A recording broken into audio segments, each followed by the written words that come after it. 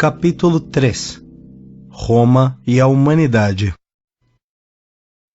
Meus caros amigos, alguns de vós, que aqui vos achais, possuís dedicação e amor à causa da luz e da verdade.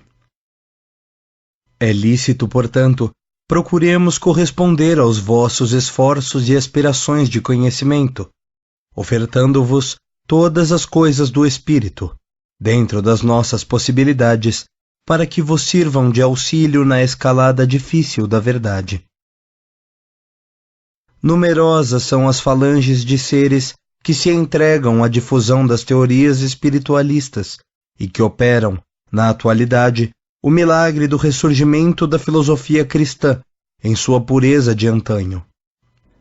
É que chegados são os dias das explicações racionais de todos os séculos que tendes atravessado com os olhos vendados para os domínios da espiritualidade, devido aos preconceitos das posições sociais e sentimentos de utilitarismo de vários sistemas religiosos e filosóficos, desvirtuados em suas finalidades, em seus princípios. Nossos desejos seriam os de que a nossa voz fosse ouvida, veiculando-se a palavra da imortalidade sobre toda a terra. Todavia, não serão feitos em vão os nossos apelos. Por constituir tema de interesse geral para quantos mourejam nas fainas benditas do conhecimento da verdade, subordinei estas palavras à epígrafe Roma e a Humanidade, a fim de levar-vos a minha pequena parcela de instrução sobre o catolicismo, que, deturpando nos seus objetivos as lições do Evangelho, se tornou uma organização política em que preponderam as características essencialmente mundanas. 3.1 Roma em seus primórdios. Fundada em tempos remotíssimos, por agrupamentos de homens que experimentavam a necessidade de recíproca defesa e proteção mútua, edificou-se Roma, sobre as lendas de Rômulo, do rapto das Sabinas e outras. Habitada por indivíduos acostumados à rudeza, tornou-se populosa com os reforços de habitantes que constantemente lhe vinham dos núcleos circunvizinhos, vindo a ser em breve a cidade que se transformaria na célebre República, depois Império, e que tão fortemente predomina sobre os destinos humanos. Como, porém, não é objeto da nossa palestra o estudo da história universal, sintetizemos, para alcançar nosso desiderato. 3.2 O cristianismo em suas origens.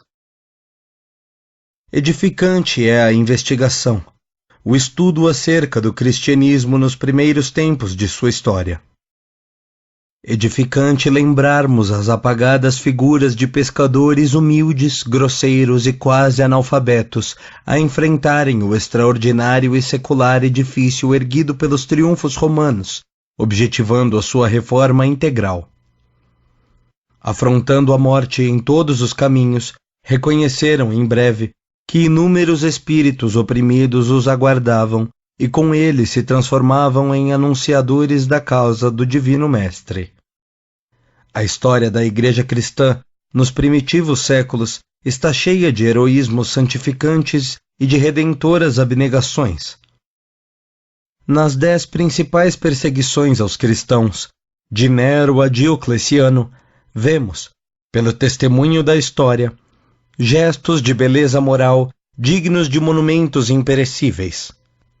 Foi assim que, contando com a animadversão das autoridades da filosofia em voga na época, os seguidores do Cristo sentiram forte amparo na voz esclarecida de Tertuliano, Clemente de Alexandria, Orígenes e outras sumidades do tempo.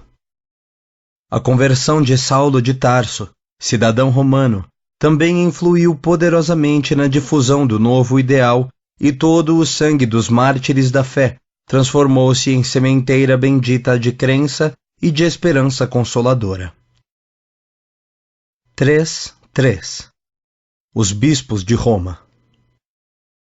Nos primitivos movimentos de propaganda da nova fé, não possuíam nenhuma supremacia os bispos romanos entre os seus companheiros de episcopado, e a Igreja era pura e simples, como nos tempos que se seguiram ao regresso do seu divino fundador às regiões da luz. As primeiras reformas surgiram no quarto século da vossa era, quando Basílio de Cesareia e Gregório Nazianzeno instituíram o culto aos santos. Os bispos romanos sempre desejaram exercer injustificável primazia entre os seus co-irmãos.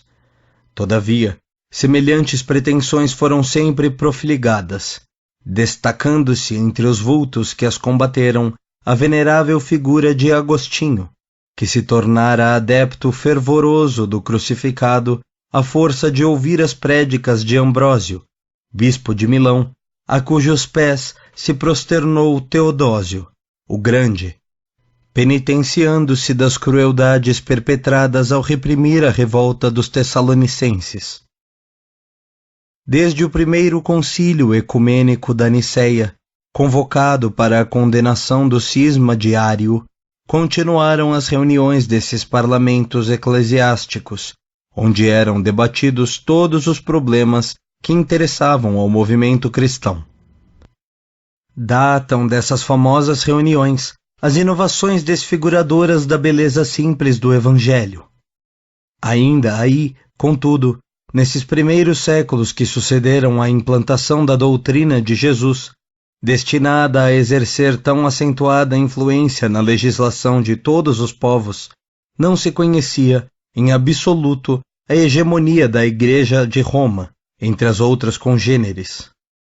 Somente no princípio do século VII, a presunção dos prelados romanos encontrou guarida no famigerado imperador Focas, que outorgou a Bonifácio a primazia injustificável de bispo universal.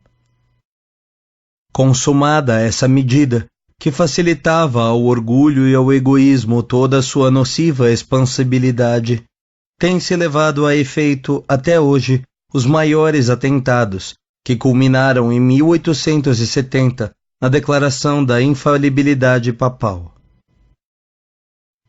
3.4. Inovações e dogmas romanos. A doutrina de Jesus, concentrando-se à força na cidade dos Césares, aí permaneceu como encarcerada pelo poder humano, e passando por consecutivas reformas, perdeu a simplicidade encantadora das suas origens, transformando-se num edifício de pomposas exterioridades. Após a instituição do culto dos santos, surgiram imediatamente os primeiros ensaios de altares e paramentos para as cerimônias eclesiásticas, medidas aventadas pelos pagãos convertidos, os quais constantemente foram adaptando a Igreja a todos os sistemas religiosos do passado. O dogma da Trindade é uma adaptação da Trimurti da Antiguidade Oriental, que reunia nas doutrinas do Brahmanismo os três deuses, Brahma, Vishnu e Shiva.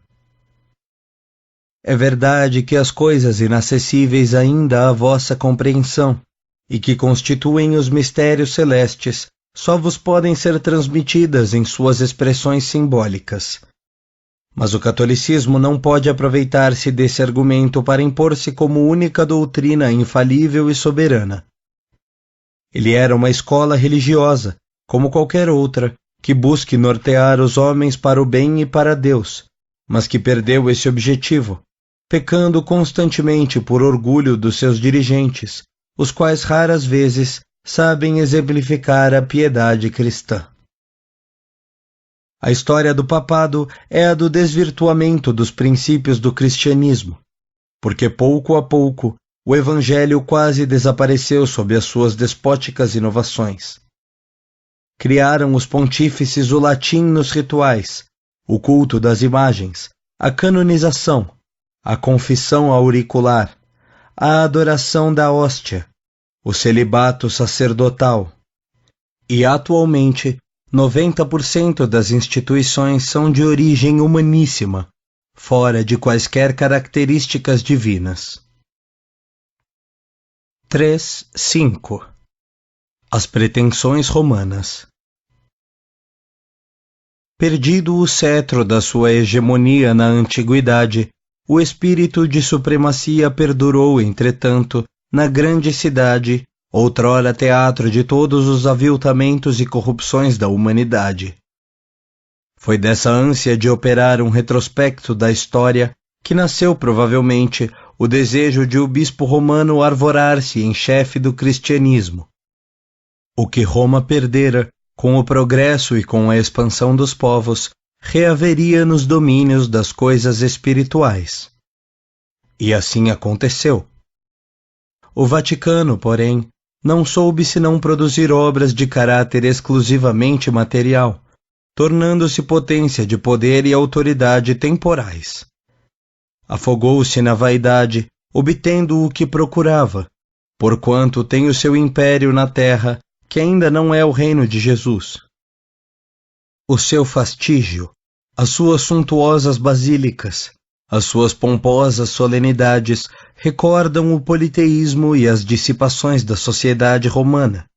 E quando o sumo pontífice aparece em vossos dias na sede gestatória, é o retrato dos cônsules do antigo Senado quando saíam a público, precedidos de litores.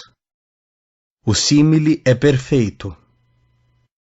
Meu objetivo foi mostrar-vos a inexistência do selo divino nas instituições católicas. Toda a força da Igreja na atualidade vem da sua organização política, que busca contemporizar com a ignorância. O milagre que se operou em alguns espíritos de eleição, como o divino inspirado da Úmbria, gerou-se da beleza do Evangelho e dos tempos apostólicos, unicamente porque, entre Jesus e o Papa, entre os apóstolos e os clérigos, há uma distância imensurável. O Vaticano conservará seu poderio enquanto puder adaptar-se a todos os costumes políticos das nacionalidades. Mas, quando o Evangelho for integralmente restabelecido, quando a onda de uma reforma visceral purificar o ambiente das democracias com a luminosa mensagem da fraternidade humana, desaparecerá, não podendo ser absolvido na balança da história, porque ao lado dos poucos bens que espalhou, está o peso esmagador das suas muitas iniquidades.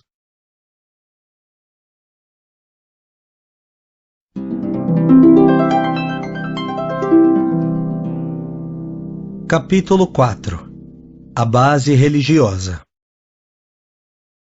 No futuro, viverá a humanidade fora desse ambiente de animosidade entre a ciência e a religião, e julgo mesmo que em nenhuma civilização pode a primeira substituir a segunda. Uma e outra se completam no processo de evolução de todas as almas para o Criador e para a perfeição de sua obra. As suas aparentes antinomias, que derivam na atualidade da compreensão deficiente do homem em face dos problemas transcendentes da vida, serão eliminadas, dentro do estudo, da análise e do raciocínio. 4.1. O tóxico do intelectualismo. Nos tempos modernos, mentalidades existem que pugnam pelo desaparecimento das noções religiosas do coração dos homens, saturadas do cientificismo do século e trabalhadas por ideias excêntricas, sem perceberem as graves responsabilidades dos seus labores intelectuais, porquanto hão de colher o fruto amargo das sementes que plantaram nas almas jovens e indecisas. Pede-se uma educação sem Deus, o aniquilamento da fé, o afastamento das esperanças numa outra vida, a morte da crença nos poderes de uma providência estranha aos homens. Essa tarefa é inútil. Os que se abalançam a sugerir semelhantes empresas podem ser dignos de respeito e admiração quando se destacam por seus méritos científicos, mas assemelham-se a alguém que tivesse a fortuna de obter um oásis entre imensos desertos. Confortados e satisfeitos na sua felicidade ocasional, não veem as caravanas inumeráveis de infelizes, cheias de sede e fome, transitando sobre as areias ardentes. 4.2 Experiência que fracassaria. O sentimento religioso é a base de todas as civilizações. Preconiza-se uma educação pela inteligência, concedendo-se liberdade aos impulsos naturais do homem. A experiência fracassaria. É ocioso acrescentar que me refiro aqui à moral religiosa, que deverá inspirar a formação do caráter e do instituto da família, e não ao sectarismo do círculo estreito das igrejas terrestres, que costumam envenenar, aí no mundo, o ambiente das escolas públicas, onde deverá prevalecer sempre o mais largo critério de liberdade de pensamento. Falo do lar e do mundo íntimo dos corações.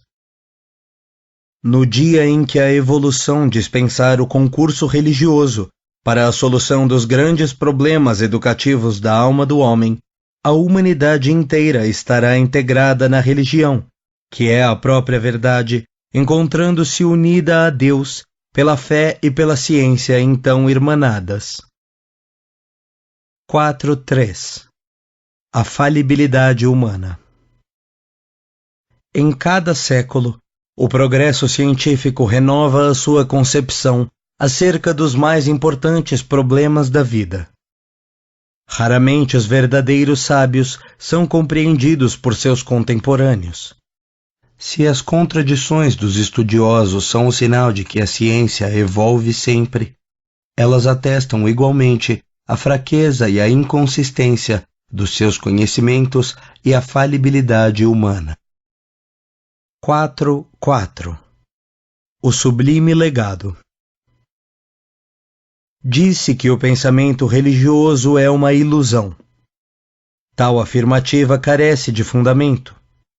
Nenhuma teoria científica, nenhum sistema político, nenhum programa de reeducação pode roubar do mundo a ideia de Deus e da imortalidade do ser, inatas no coração dos homens. As ideologias novas também não conseguirão eliminá-la. A religião viverá entre as criaturas, instruindo e consolando como um sublime legado. 4.5 Religião e religiões. O que se faz preciso, em vossa época, é estabelecer a diferença entre religião e religiões. A religião é o sentimento divino que prende o homem ao Criador. As religiões são organizações dos homens, falíveis e imperfeitas como eles próprios. Dignas de todo o acatamento pelo sopro de inspiração superior que as faz surgir, são como gotas de orvalho celeste, misturadas com os elementos da terra em que caíram. Muitas delas, porém, estão desviadas do bom caminho pelo interesse criminoso e pela ambição lamentável dos seus expositores. Mas a verdade um dia brilhará para todos, sem necessitar da cooperação de nenhum homem. 4.6 Sabedoria integral e ordem inviolável. Cabe-nos, pois, a nós, que depois da morte já não encontramos nenhum ponto de dúvida, exclamar para os que creem e esperam: ó irmãos nossos, que confiais na providência divina, dentro da escuridão do mundo, do portal de claridade do além-túmulo, nós vos estendemos mãos fraternas. Nossas palavras correm pelo mundo como sopro poderoso de verdade. A morte não existe, e o espírito é a única realidade imutável da existência. Todas as Babilônias do passado jazem no pó dos tempos, com as suas glórias reduzidas a um punhado de cinzas, mas dentro do universo 1000 laços nos unem. Sobre as ruínas, sobre os escombros das civilizações mortas e dos templos desmoronados, nós viveremos eternamente. Uma justiça soberana, íntegra e misericordiosa preside aos nossos destinos. Na terra ou no espaço, unamos os nossos esforços pelo bem coletivo. Guardai convosco o sagrado patrimônio das crenças, porque acima das coisas transitórias do mundo há uma sabedoria integral e uma ordem inviolável.